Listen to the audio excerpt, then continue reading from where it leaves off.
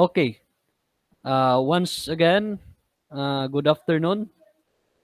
The topic for this afternoon, for today, is about the of early codes. In those, these are laws during, I think, 30,000 years ago.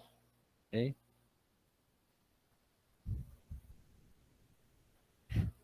so we will know those codes or those laws from history. We have the Sumerians, Lipis Star, and Ishuma in the year 2300 BC. That is before Christ. It is a standards on what constituted an offense against society na tinatawag na Sumerian Code.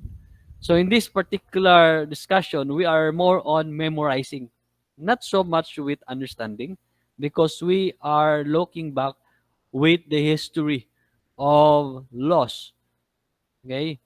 Where the law came from and ano yung batas noong unang panahon, and the early codes. And at present, so of course, we have the revised penal code.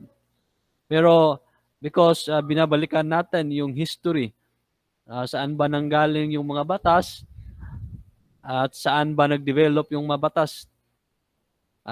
That's why pinag-aaralan pa natin yung mga batas noon, the early codes or ancient laws being established uh, 3,000 or 2,000 years ago. Okay? We have the Sumerian Code, 2,300 before Christ.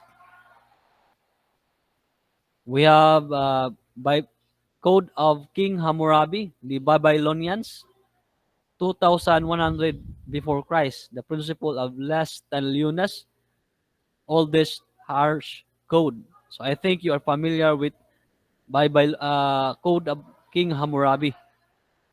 Uh, did you familiar? I think you are familiar with the phrase, "An eye for an eye, a tooth for a tooth." Okay? So pag ikaw ay nagnakaw, ay dapat putulin ang iyong kamay. So ganun ang batas noon. 2,100 BC. The code of King Hammurabi, the principle of less taliones, nang ibig sabihin ay tooth for a tooth, an eye for an eye. Okay? Pag ang iyong mata ay nagkasala, then dapat tanggalin yung mata mo. Pag, pag ang iyong kamay ay nagkasala, dapat uh, pugutin yung kamay mo. Putulin yung kamay mo. So, ganun ang concept ng batas nila noon. Okay? As far as 2,100 BC is concerned. Okay, next we have also the 12 tables. Okay? So, represented the earliest codification of Roman law incorporated into Justinian Code. So, uh, bakit pinangalanan na 12 tables? Because the laws in that time was crafted, was written in the 12 bronze plate bronze. Kaya pinangalanan ng the 12 tables. So it was in Rome around 400 BC, 450 or 51 BC. Okay? We have also Justinian Code, Emperor Justinian.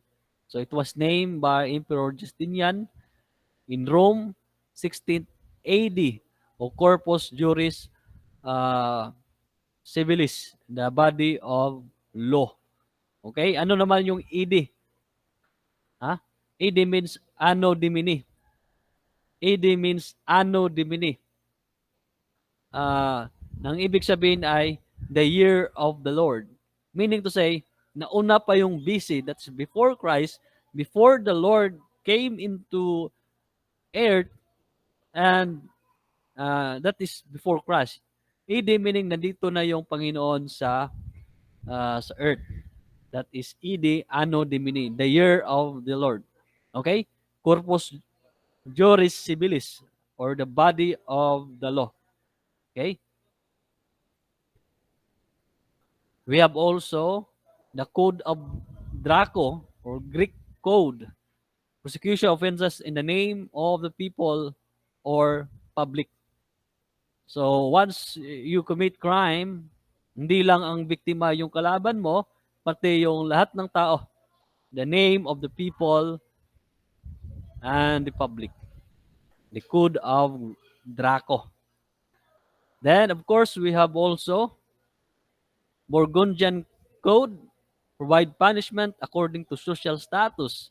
Meaning to say, so if you are rich, if you are a middle class, if you are upper class, if you are a poor or lower class, so nakadepende yung punishment sa kung ano ka.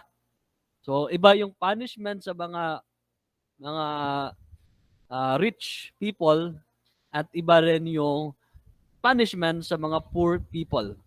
Okay? Yan. We have also the Code of Kalansiao, okay, promulgated in 1433, time of Datu Kalansiao.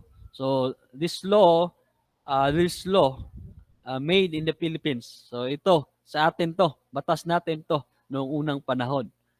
Panahon ni Datu Kalansiao, okay, siya yung nag-promulgate, okay, siya ang sa batas ng Code of Kalansiao. So, this law is more on harsh punishment, no? Harsh punishment. At least we have that law. It was recorded. Na-record natin yung batas na ito. The Code of Kalansiao. And of course, we have Maragtas Code. Promulgated during the time of Dato Sumakwil. Okay? So, Pilipinas pa rin to. Made in Philippines. Then, until the influence of the secular laws. This law, the 13th century. This century, the churches very influential, that they influence the government, how the law was created. Okay? So, 13th century, na tinatawag na securing sanctuary. So, a criminal could avoid punishment by claiming refugee in a church for a period of 40 days. So, ano ba yung refugee? Okay? Refugee. These people who leave their country because of war. For example, may giyera sa Pilipinas, at lumayas tayo sa Pilipinas, we leave the Philippines, and we go to the United States just to protect ourselves for security, for reasons. Ang tawag sa atin is refugee. So if you are a criminal and if you want to avoid punishment, just say that, just leave, or punta ka lang sa church, and at sabihin mo na you are a refugee for at least for a period of 40 days. So 40 days maninarahan ka sa church. So after the 40 days, a-assign ka. Merong destination wherein you will be assigned kung saan ka pupunta. Okay? So yun yan. So if you are a criminal in this century, you just claim that you are a refugee in a church, maninirahan ka sa church for a period of 40 days. The influence of the secular laws. Meaning, the laws was influenced by church. So yung mga priest, dati sila yung gumagawa ng batas, sila yung nagmamanipulate sa government. Okay?